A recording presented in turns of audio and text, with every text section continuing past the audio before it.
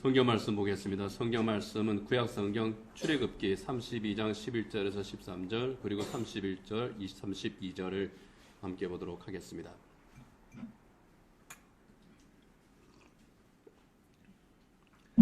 함께 읽겠습니다. 하나님께서 주신 말씀입니다. 모세가 그의 하나님 여호와께 구하여 이르되 여호와여 어찌하여 그 큰 권능과 강한 손으로 애굽 땅에서 인도하여 내신 주의 백성에게 진노하시나이까. 어찌하여 애굽 사람들이 이르기를 여호와가 자기의 백성을 산에서 죽이고 지면에서 진멸하려는 악한 의도로 인도하여 내었다고 말하게 하시려나이까. 주의 맹렬한 노를 그치시고 뜻을 돌이키사 주의 백성에게 이 화를 내리지 마옵소서. 주의 종 아브라함과 이삭과 이스라엘을 기억하소서. 주께서 그들을 위하여 주를 가리켜 맹세하여 이르시기를 내가 너희의 자손을 하늘의 별처럼 많게 하고 내가 허락한 이 온 땅을 너희의 자손에게 주어 영원히 기업이 되게 하리라 하셨나이다. 모세가 여호와께로 다시 나아가 여짜오되 슬프도소이다. 이 백성이 자기들을 위하여 금신을 만들어 싸우니 큰 죄를 범하였나이다. 그러나 이제 그들의 죄를 사하시옵소서. 그렇지 아니하시오면 원하건대 주께서 기록하신 책에서 내 이름을 지워버려 주옵소서. 아멘.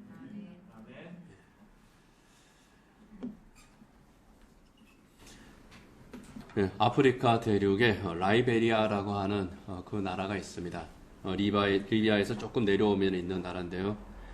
미국에서 노예로 살다가 자유를 얻은 흑인들, 그러니까 해방 노예들이 정착해서 세운 나라가 라이베리아입니다.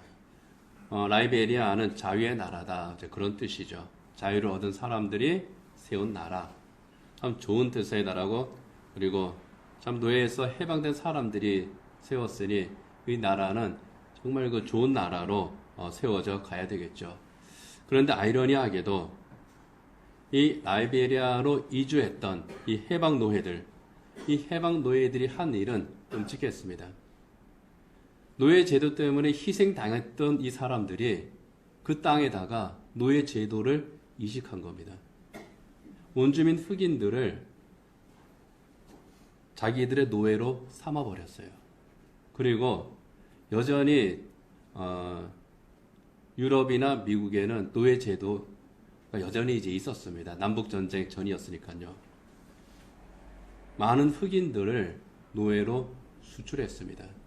노예에서 해방돼서 자유를 얻어가지고 온 사람들이 그곳에 있는 흑인들을 잡아서 노예로 팔아먹었는데 이 사람들이 그때 팔아먹은 노예들이 엄청나게 많았다고 그래요. 특정 기간만 놓고 보면은 유럽의 노예 상인들보다 포르투갈이나 영국의 노예 상인들보다 더 많이 잡아다가 노예로 파는 사람들이 이 라이베리아의 해방 노예들이었습니다. 노예에서 해방됐습니다. 자유를 얻었습니다. 자유민의 나라를 세웠습니다. 그렇다면 그 나라는 억압이나 착취가 없어야죠. 그런데 더 억압하고 더 착취했습니다. 그들의 정신은 노예에서 벗어나지 못하고 있었던 겁니다.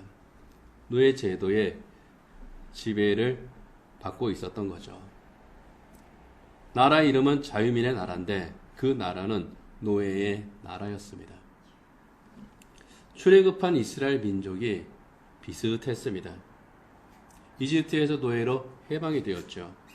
하나님께서 그들의 신음소리를 들으셨습니다. 모세를 보내셨습니다. 아브라함과의 언약에 따라서 그들을 해방시키셨습니다. 이제 그들은 더 이상 이집트의 노예가 아닙니다. 하나님께서는 홍해를 갈라서 건너가게 하셨고 광야에서 구름 기둥과 불 기둥으로 인도하셨습니다. 그들에게 자유를 주셨고 자유민으로 살아가게 하셨습니다. 모든 것이 하나님의 은혜죠. 그런데 그들은 여전히 노예였습니다. 몸은 이집트를 벗어났는데 그들의 정신은 노예의 정신이었다는 거예요. 이집트에 여전히 머물러 있었다고 하는 겁니다. 광야에서 먹을 것이 떨어졌습니다. 그들이 모세를 찾아와서 항의합니다. 이집트에 있을 때가 더 좋았는데 거기에서는 가마 곁에서 빵을 구워 먹고 고기도 먹었는데 여기에서는 먹을 것이 없구나. 우리를 여기에서 굶어 죽게 하려고 데리고 왔느냐. 모세를 원망합니다. 고통스럽고 수치스럽게 살던 이집트입니다. 노예로서 신음하던 그 이집트입니다. 그런데 그곳으로 돌아가야 되겠다는 겁니다. 그들의 몸은 자유를 얻었어요. 그런데 여전히 이집트에 매여 있었던 사람들, 여전히 이집트의 노예였습니다. 그뿐만이 아니죠. 그들의 정신만 이집트의 노예로 있었던 것이 아니라 신앙적인 측면에서도 이집트를 벗어나지 못했습니다. 그 사건이 오늘 우리가 읽은 이 출애기 32장과 연관되는 사건들입니다. 홍해를 건너서 이제 시나이 반도 가나안을 향한 그 행진을 쭉 가던 가운데 이 사람들이 시내산에 도착했습니다. 하나님께서는 모세를 시내산 정상으로 부르셨어요. 율법을 주기 위해서죠. 시내산 정상에서 40일 동안 하나님과 모세가 대화를 나눕니다. 밑에서는 그 기간이 굉장히 길게 느껴졌던 것 같아요. 산 위로 올라간 사람이 열흘이 지나고 20일이 지나고 30일이 지나도록 내려오질 않습니다. 요즘 같으면 스마트폰으로 전화해서 지금 어디 있습니까? 뭐 하고 있습니까? 지금 하나님과 지금 하나님께 율법 받고 있는데 며칠만 더 기다리면은 내가 내려갈 수 있어. 뭐 그렇게 소통이 됐겠지만 어디 그럴 수가 있습니까? 올라간 모세가 깜깜무소식입니다. 불안한 사람도 있었고 불만을 가지는 사람들도 있습니다. 그 중에서 모세에게 불만을 가졌던 사람들이 백성들 사이를 돌아다닙니다. 그리고 수군거립니다. 선동을 하기 시작하는 거죠. 그리고 사람들을 모아서 아론을 찾아갑니다. 우리가 읽은 본문 앞쪽인 출애기 32장 1절에 보면은 백성이 모세가 산에서 내려오미 더딤을 보고 보여 아론에게 이르러 말하되 일어나라. 우리를 위하여 우리를 인도할 신을 만들라. 이 모세 곧 우리를 애굽 땅에서 인도해낸 사람은 어찌 되었는지 알지 못함이니라. 모세가 어찌 되었는지 알지 못한다는 것은 죽었는지 살았는지 도망쳤는지 어디 박혀 있는지 도대체 우리가 알 수 없다. 그런 말이죠. 모세에게 어떤 문제가 생긴 게 아니냐. 그러니 우리를 위해서 우리를 인도할 신을 만들어 달라고 하는 겁니다. 하나님께서 지금까지 인도하셨어요. 하나님께서 그들을 해방시키셨습니다. 홍해를 건너게 하셨어요. 구름 기둥 불 기둥으로 인도하셨습니다. 여전히 만나를 내려서 먹이십니다. 그런데 이 사람들이 뭐라 그럽니까? 우리를 위해서 우리를 인도할 신을 만들라. 모세도 배반하고 하나님도 배반하고 쉽게 말하면 갈아타겠다는 겁니다. 하나님이 아니라 새로운 신, 우리를 인도할 신, 우리를 잊어버린 하나님이 아니라 우리를 인도할 새로운 신을 우리에게 소개해달라 그런 거죠. 여기에서 아론이 분명하게 선을 그었으면 좋았을 텐데 마음이 굉장히 약했던 것 같아요. 아니면 분위기가 험악했을지도 모르겠습니다. 아론이 그 말을 듣고 나서 그러면 너희들 집에 가서 금 귀고리 좀 가져와라. 너희 아내와 너희 자녀의 귀에 차고 있는 그 금고리들을 다 가져와라. 말하자면은 금모으기 운동을 한 거예요. 우상을 만들기 위한 금모으기 운동을 했습니다. 그런데 굉장히 많은 사람들이 호응을 했던 것 같아요. 그 금을 녹여서 송아지 신상을 만들었거든요. 그 크기가 얼마나 될지는 모르겠지만은 꽤 컸을 것 같아요. 금 귀골이 아무리 크다고 해도 뭐 녹이면은 동전 크기 정도밖에 안 될 거 아니에요. 그런 것들을 녹여가지고 송아지를 만들었으니까 요만한 거 만들었다 그래도 크기가 보통이 아닐 겁니다. 이렇게 만들어서 이게 너희를 애굽에서 인도해낸 너희의 신이다. 아론이 그렇게 말합니다. 32장 4절에 보면은요. 아론이 그들의 손에서 금고리를 받아 부어서 조각칼로 새겨 송아지 형상을 만드니 그들이 말하되 이스라엘아 이는 너희를 애굽 땅에서 인도하여낸 너희의 신이로다 하는지라. 너희의 신이라 그랬지만 우리 신이다 그런 뜻이에요. 우리를 인도해낸 우리 신이다. 하나님께서 그들을 구원하셨는데 송아지를 놓고 이게 우리 신이다 그러고 있는 겁니다. 그리고 그 앞에 절하면서 경배하고 찬양하는 거죠. 명백한 우상 숭배죠. 왜냐하면은 이 송아지는 이집트의 신이기 때문입니다. 뭐 메소포타미아도 그 지역도 송아지를 이 소를 신으로 섬겼고요. 이집트도 역시 소를 신으로 섬깁니다. 그리스도 이제 소를 신화 속에 이제 소가 있죠. 특히 이 이집트 사람들은 푸타라고 하는 신을 섬겼습니다. 이 푸타는 생명과 죽음의 신이에요. 풍요의 신이기도 하고 나일강을 다스리는 풍요의 신이기도 하고 생명과 죽음을 다스리는 그 신입니다. 이 푸타가 사람들에게 나타날 때 소의 형상으로 나타납니다.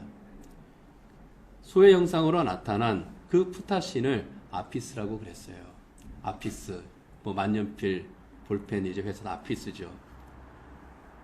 뉴욕 그 월스트리트 그 증권가에 가면은 그 앞에 황소의 그 동상이 있습니다. 우리나라도 여의도 증권가에 그 황소 동상이 있죠. 이 아피스 신하고 그리스 신화에 있는 그 소 신하고 결합이 돼가지고 만들어진 부귀의 신입니다. 그래서 그 월스트리트에 있는 그 소는 관광객들이 한 번씩 이렇게 쓰다듬고 지나간다고 하죠. 그러면은 자기 복 받는다고.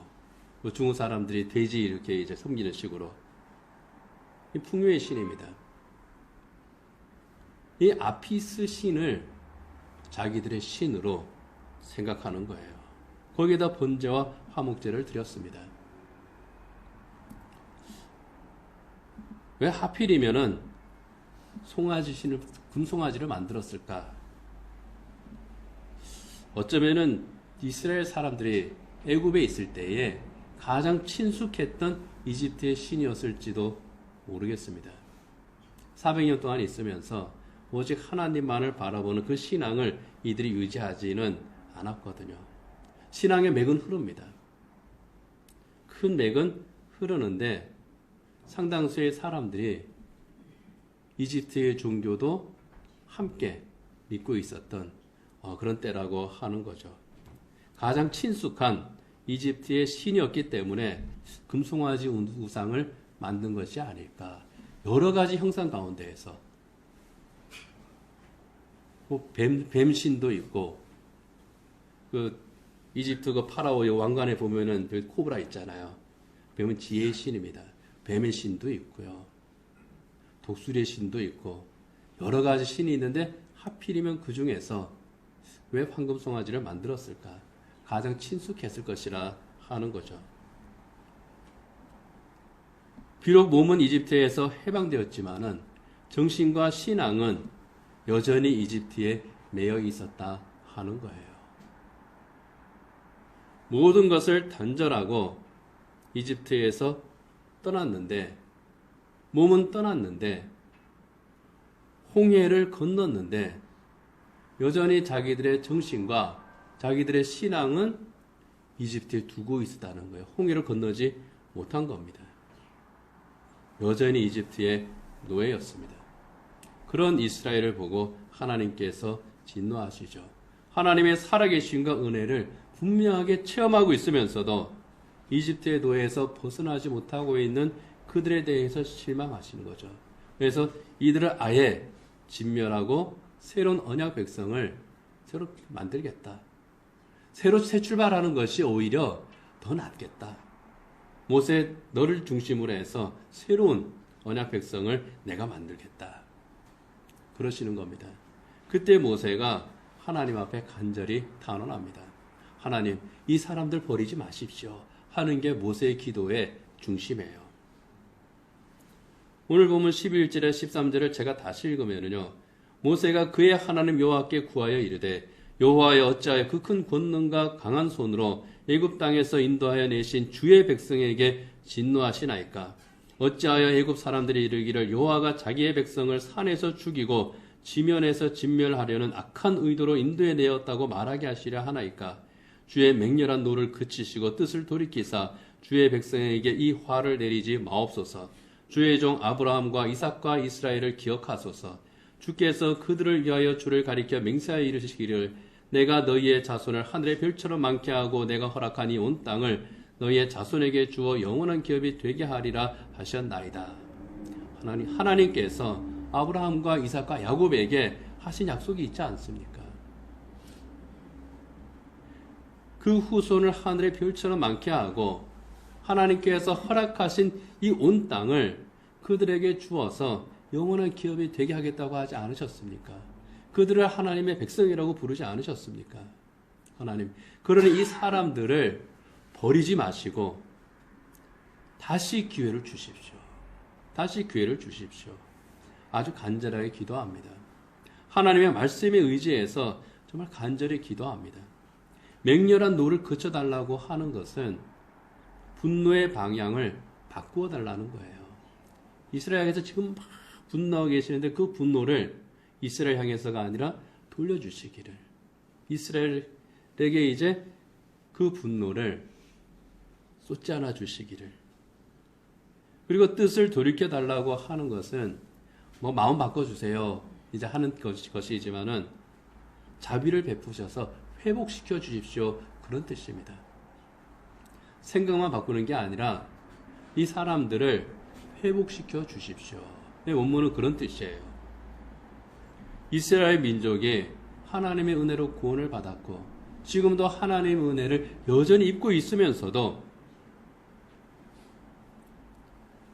이집트의 노예에서 벗어나지 못하고 있는 바로 그들입니다. 그럼에도 불구하고 모세가 하나님께 간절히 탄원하는 거예요. 하나님께서 약속하셨지 않습니까?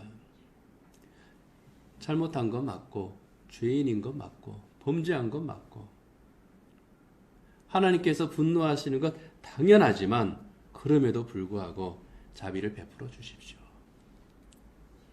그렇게 간구하는 겁니다. 이 간구는 한 번만 한 것이 아니죠. 계속해서 합니다.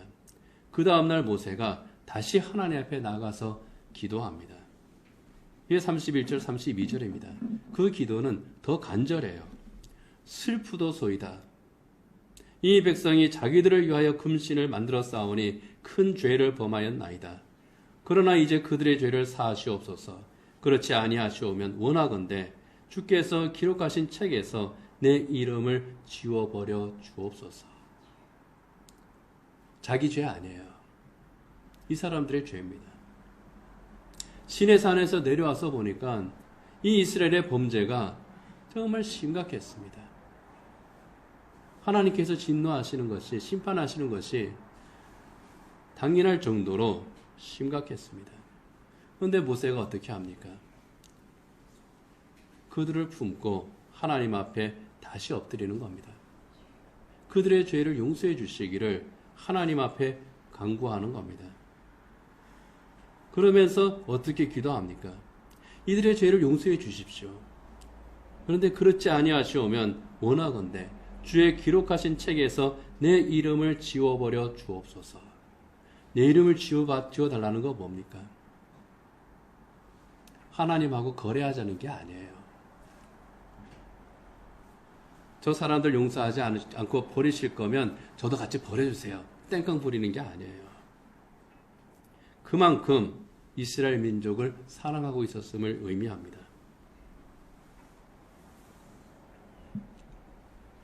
분명히 이스라엘 민족은 모세를 원망하고 모세를 배반하고 하나님을 배반했습니다.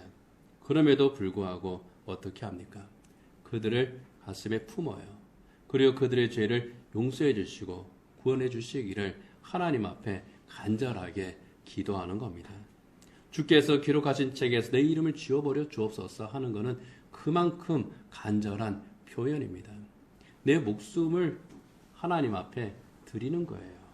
이들이 용서받을 수 있다면 내 목숨을 하나님께서 거두어 가셔도 좋습니다. 생명책에서 지워버려도 좋습니다. 그 대가를 치르고서라도 이들이 하나님의 용서를 받고 하나님의 구원을 받기를 원합니다. 이것이 모세의 진심인 겁니다. 그 기도하는 중심이에요. 이스라엘 민족의 구원을 위해서 생사를 건 중보 기도를 하나님 앞에 드린 겁니다. 아마 성경에 나오는 여러 가지 기도들 가운데에 예수님 기도처럼 정말 간절한 기도가 이 모세의 기도라고 할 수 있을 겁니다. 그 모세의 기도 하나님께서 들으셨습니다. 이스라엘 민족의 그 범죄를 용서해 주십니다. 그리고 아브라함과 이삭과 야곱에게 약속하신 그 땅으로 너희가 올라가라. 33장 1절에서 말씀을 하십니다. 모세의 간구가 이스라엘을 다시금 하나님의 백성이 되게 한 겁니다. 분명히 이집트 노예에서 해방되었습니다.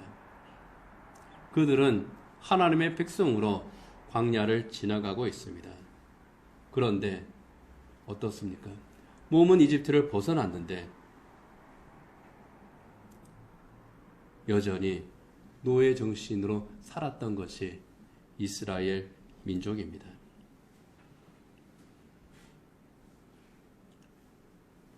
성도들은 이 세상에서 죄에 매여서 죄의 노예로 살다가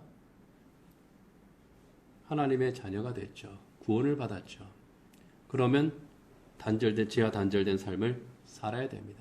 죄에서 벗어난 삶을 살아야 됩니다. 이제 하나님의 새 사람이 되었으니 하나님의 새 사람의 옷을 입고 살아야 돼요.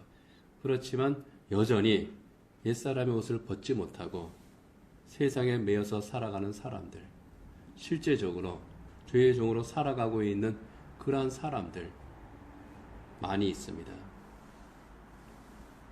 이스라엘 민족이 금송아지를 만들었던 것은 하나님을 온전히 신뢰하지 못했기 때문입니다. 그래서 불안감이 찾아왔던 거예요. 그 불안감을 해소하고 자기들을 인도해낼 그런 신에게 의탁하기 위해서 금송아지를 만든 겁니다. 그러면서 이 금송아지가 우리의 하나님이다.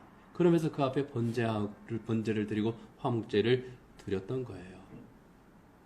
어쩌면 그렇게 살고 있는 그리스도인들이 꽤 있을 것 같습니다. 분명히 그리스도인인데 하나님의 자녀인데 우리 주님을 온전히 신뢰하지를 못하는 겁니다. 주님께 다 맡기겠습니다 하고 신앙 고백은 하는데 하나님께서 나를 인도하신다는 것을 분명히 믿기는 믿는데 불안해요. 무언가를 결정해야 될 때 하나님께 먼저 아뢰는 것이 아니라 이것저것 다 따져본 다음에 계산하고 행동한 다음에 그 다음에 하나님을 찾는 겁니다. 그리고 계속 불안해해요. 주님을 온전히 신뢰하지 못합니다. 그리고 세상의 영향을 더 많이 받고 삽니다. 광야의 이스라엘처럼 이 시내산 밑에서 우상을 만든 이스라엘처럼 그렇게 그 우상 형상을 만들기까지 하지는 않았지만은 그들이 가지고 있었던 그 불안감 그리고 그들이 하나님을 신뢰하지 못했던 그 불신 이것이 이 안에 있는 참 안타까운 그리스도인들이 많다는 겁니다.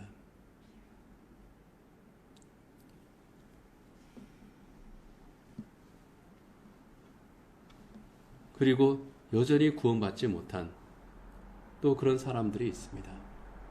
내 가족이, 또 내가 좋아하는 사람들이 구원을 받지 못했고, 그리고 함께 교회에 나오기는 하지만 아직 예수님을 영접하지 못했고, 믿음은 있지만 미지근한 그런 사람들도 있습니다.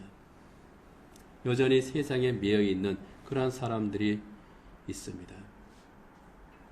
모세가 이스라엘 민족을 위해서 그들을 가슴에 품고 그들의 죄를 용서하기를 하나님 앞에 기도한 것은 그들의 온전한 구원을 위해서 기도한 거죠. 그렇다면 우리 또한 그렇게 기도해야 되지 않겠습니까? 사도 바울은 로마의 성도들에게 편지를 보냈습니다. 그 편지에서 이런 말을 해요. 로마서 9장 3절에 보면은 나의 형제 곧 고륙의 친척을 위하여 내 자신이 저주를 받아 그리스도에게서 끊어질지라도 원하는 바로라. 여기에 나의 형제 곧 고륙의 친척은 자기 일가 친척을 의미하는 것보다 좀 더 범위가 넓습니다. 유대인 전체를 이야기하는데요. 그들이 구원받지 못하고 있는 그것이 너무 안타까운 거예요. 하나님을 떠나 있는 것이 너무 안타까운 겁니다. 그래서 그 사람들이 구원받을 수 있다면 내가 저주를 받고 심지어 내가 주님에게서 끊어지는 일이 있다 할지라도 그들이 구원받을 수 있다면 나는 그 길을 선택하겠습니다. 그러는 겁니다. 그런데 바울이 말했던 이 나의 형제, 고륙의 친척인 이 유대인들은요, 정작 바울을 원수처럼 생각했던 사람들입니다. 바울을 가는 곳마다 쫓아다니고 괴롭혔던 사람들, 바울을 폭행하고 심지어 죽이려 했던 바로 그 유대인들입니다. 그런데 바울은 그들이 너무 안타까운 겁니다. 모세가 이스라엘 그 민족을 안타까워했던 것처럼 이들의 영혼이 너무 안타까운 겁니다. 이들을 구원하기 위해서라면 내가 저주를 받아 그리스도에게서 끊어질지라도 주님, 이들을 구원해 주십시오. 모세의 기도와 바울의 기도가 일맥상통합니다. 그렇게 간절하게 기도했을 때에 하나님께서는 모세의 간구를 들어주셨죠. 그렇게 바울이 간구했을 때에 하나님께서 그 기도를 들으셨죠. 오늘 또 우리도 이 모세처럼, 이 바울처럼 정말 민족 전체를 가슴에 품고 대단하게 기도하는 그런 중보 기도는 못한다고 할지라도 우리가 사랑하는 이를 위해서는 기도해야 되지 않겠습니까? 정말 우리가 사랑하는 이들, 사랑하는 우리의 믿음의 가족들, 그리고 내 혈육들, 그들의 구원을 위해서 기도해야 되지 않겠습니까? 정말 모세의 마음을 품고 이 바울의 마음을 품고 그 영혼들을 위해서 하나님 앞에 간절하게 우리 기도해야 되지 않겠습니까? 안타까운 사람들 많이 있잖아요. 출애굽했지만 아직 여전히 이집트의 노예로서 사는 것처럼 하나님의 자녀로서의 그 이름은 있지만은 정말 여전히 세상에 매여 있는 안타까운 그런 우리 믿음의 식구들이 있지 않습니까? 그들을 위해서 우리가 기도를 해야 되는 겁니다.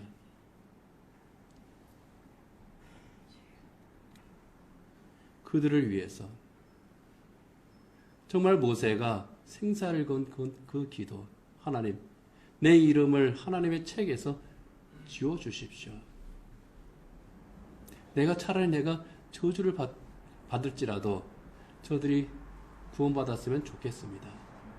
이 간절한 마음으로 우리가 기도할 때 하나님께서 모세를 통해서 허락하신 그 구원, 바울을 통해서 허락하신 그 구원이 우리를 통해서 다시 일어나지 않겠습니까?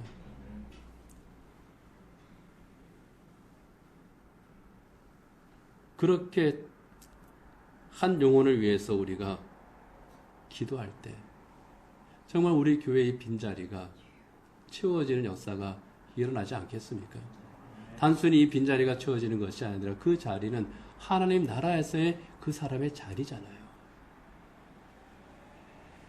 구원받은 하나님의 자녀로서 살아가게 하는 것만큼 복된 일이 없잖아요. 그렇기 때문에 모세나 바울은 더 안타까운 마음으로 기도를 하는 겁니다. 찰스 스탠이라고 하는 사람이 있습니다. 깨끗한 영혼의 초대라고 하는 책이 있는데요. 거기에 보면은 이분이 이제 세운 기도의 4가지 원칙이 있습니다. 그 첫 번째는요, 하나님께서 당신의 삶을 어떻게 엮어 나가셨는지 살펴보며 지난 시간을 돌이켜 보라. 하나님께서 내 삶 속에 어떻게 간섭하시고 어떻게 인도하셨는지 그것을 살피는 겁니다. 내게 은혜를 주신 하나님, 언제 내게 은혜를 주셨는가? 이것을 묵상하는 가운데에서 살피는 거예요. 두 번째는 하나님에 대해서 깊이 생각해 보라. 그의 위대하심과 자비하심과 선하심을 묵상하라. 하나님은 어떤 분이신가? 이거를 묵상하는 거예요. 하나님에 대한 깊은 묵상이 없으면은 이스라엘 민족이 금송아지 만들어 놓고 이게 우리를 인도해낸 우리의 신이다. 그렇게 잘못 경배한 것처럼 하나님을 오해할 수가 있는 겁니다. 하나님의 참된 모습을 깊이 묵상하는 겁니다. 세 번째는 하나님의 약속을 기억하라 했습니다. 하나님의 약속을 기억한다 하는 거는요, 말씀이 있는 거예요. 성경 말씀을 읽으면서 하나님께서 어떤 약속을 성경에 기록하셨는가, 그것은 오늘 나에게 어떠한 또 약속으로 다가오고 이루어지는 약속인가, 이거를 살피는 겁니다. 그리고 네 번째, 하나님께 요청하라. 하나님께 요청할 때 이 모세의 심정으로, 바울의 마음으로 하나님 앞에 간절하게 기도하는 겁니다. 모세의 기도가 바로 그렇습니다. 모세가 하나님 앞에 간구할 때에 하나님께서 이 백성을 인도해내지 않으셨습니까? 이 백성이 하나님의 백성이 아니십니까? 하나님께서 아브라함과 이삭과 야곱에게 약속하신 그 땅으로 인도한다고 하지 않으셨습니까? 그러니 이들의 죄를 용서하시고 이들을 구원해 주십시오. 이 4가지 원칙에 따른 기도예요. 간절한 마음으로 드리는 중보기도입니다. 여러분, 모세의 이 중보기도를 우리의 기도로 삼기를 원합니다. 우리가 사랑하는 사람들이 있습니다. 그 사람을 가슴에 품고 기도합시다. 그들이 주님의 길을 지금 떠나 있다면 정말 떠나고 있는 것만큼 우리가 그들을 바라보면서 품고 기도해야 되겠습니다. 에이, 저 사람은 이제 안 돼. 아닙니다. 하나님이 포기하지 않으시는 한 버려진 게 아니에요. 우리가 포기할 일이 아니라는 겁니다. 가슴에 품고 정말 간절히 기도해야 될 줄 압니다. 정말 날마다, 시간마다 하나님 앞에 기도해야 될 줄 압니다. 모세가 그렇게 기도했던 것처럼, 또 에스더가 그렇게 기도했던 것처럼, 바울이 기도했던 것처럼, 또 스데반이 기도했던 것처럼 생사를 건 간절함으로 우리가 중보기도를 할 때 하나님께서 응답하실 줄 압니다. 구원받아야 될 사람들, 구원을 받았으나 이 세상에서 아직까지 죄의 종으로 살고 있는 바로 그들이, 그리고 비록 지금은 길을 잃은 양이지만은 그들이 다시 돌아오게 되기를, 정말 우리가 그렇게 간절히 기도할 때 죽은 것 같은 그 영혼들이 다시 회복되는, 하나님의 백성으로 다시 서는 그러한 놀라운 기적들이, 그 은혜가 우리 가운데 임할 줄 믿습니다. 기도하겠습니다.